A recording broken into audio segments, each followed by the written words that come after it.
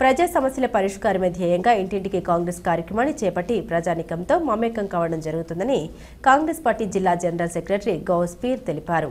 కడప నగరం 2వ డివిజన్లో స్థానిక ఇన్ఛార్జ్ యూసఫ్ ఆధ్వర్యంలో ఈ కార్యక్రమాన్ని చేపట్టారు. తొలుత గౌస్పీర్ డివిజన్ పరిధిలో ఇంటింటికి తిరిగి ప్రజా సమస్యలు తెలుసుకున్నారు. ఈ సందర్భంగా ఆయన మాట్లాడారు. ఈ ప్రాంతంలో అనేక సమస్యలు ప్రజల్ని పట్టి పీడిస్తున్నాయన్నారు. రాష్ట్ర ప్రభుత్వం అమలు చేస్తున్న సంక్షేమ పథకాలు అర్హులైన అనేక మంది దరిచేరడం లేదన్నారు. అధికారం రాగానే ప్రస్తుత కూటమి ప్రభుత్వం గాని గత వైసీపీ ప్రభుత్వం గాని కక్ష సాధింపుకు పాల్పడుతూ ప్రజా సమస్యల్ని పట్టించుకోవడం లేదన్నారు.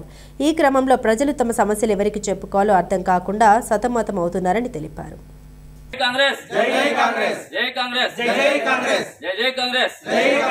డిసిసి షర్మిలమ్మ గారి ఆదేశాల మేరకు మరియు మా డిసిసి విజయజ్యోతి మేడం గారి ఆదేశాల మేరకు ఈరోజు ఇక్కడ 2వ డివిజన్ ఇన్ఛార్జ్ అయినటువంటి యూసుఫ్ ద్వారా ఇక్కడ నేను సయ్యద్ గౌస్పీర్ జిల్లా జనరల్ సెక్రటరీ అక్కడ ఇంటింటికి కాంగ్రెస్ అనే ఈ కార్యక్రమానికి 6వ రోజు మొదలుపెట్టడం జరిగింది. ఎలాగైతే మేము ఊహించినామో ప్రజల దగ్గరికి పోతున్నాము, వాళ్ళ సమస్యలను కనుక్కున్నాము. ఏదో అక్కడక్కడ ఏదో 1-2 సమస్యలు మాకు దొరుకుతాయని మేము బయలుదేరినాము. ఇంతకుముందు చూసినట్టయితే గౌస్ నగర్లో 5 రోజులు చేసినాం. అక్కడ ఇంటిని కాంగ్రెస్ ప్రతి ఇంట్లో సమస్యలే.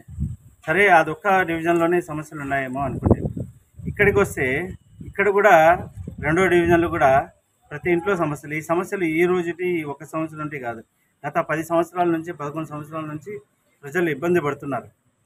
వాళ్ళే చెప్తున్నారు, అయ్యా మన కాంగ్రెస్ పార్టీనే మేలు. ఏదైతే మన రాజశేఖర రెడ్డి గారు కాంగ్రెస్ పార్టీలో ఏదైతే అభివృద్ధి చేసినారో అక్కడికి అభివృద్ధి ఆగిపోయింది. ఆయన తర్వాత కాంగ్రెస్ పార్టీ తర్వాత మళ్ళీ దాని తర్వాత ఎటువంటి పురోగతి సాధించుకోలేకుండా మనం ఎక్కడేసిన గొంగలి అక్కడే ఉన్నట్టుంది. ఇప్పుడు మీ కాంగ్రెస్ వస్తేనే అక్కడి నుంచి మళ్ళీ మనం ప్రగతి వైపుకి వెళ్తామనేసి వాళ్ళ నోటి ద్వారానే అనడం చాలా ఆశ్చర్యకరం. సో ఈ సందర్భంలో నేనేమంటున్నా అంటే ప్రజలందరికీ ఒకటే విన్నపము, ఈ కాంగ్రెస్ పార్టీ ఏ రాజకీయ లబ్ధి కోసం పనిచేయదు. ఈ కాంగ్రెస్ పార్టీ ప్రజల పక్షాన, ప్రజల కొరకు, ప్రజల మేలు కొరకు రేయింపగులు కష్టపడే పార్టీ. ఈ కాంగ్రెస్ పార్టీ ద్వారా ఈరోజు కూడా అదే పని మన రాహుల్ గాంధీ గారు కూడా ఓటు చోరీ గురించి, ఓటు దొంగలను కూడా తరిమి కొట్టే పని చేస్తున్నారు. ఎలాగైతే ఆ రోజు బ్రిటిష్ వాళ్ళను తరిమి కొట్టినారో ఈరోజు ఓటు చోరీ వాళ్ళను కూడా తరిమి కొట్టేదానికి రాహుల్ గాంధీ పనిచేస్తున్నారు. ఈ సందర్భంగా నేను ఒకటే చెప్తున్నా అందరికీ, ప్రజలందరికీ, మా పార్టీ రాజకీయ లబ్ధి కోసం లేదు. మా పార్టీ కేవలం ప్రజల కోసం పనిచేసే పార్టీ.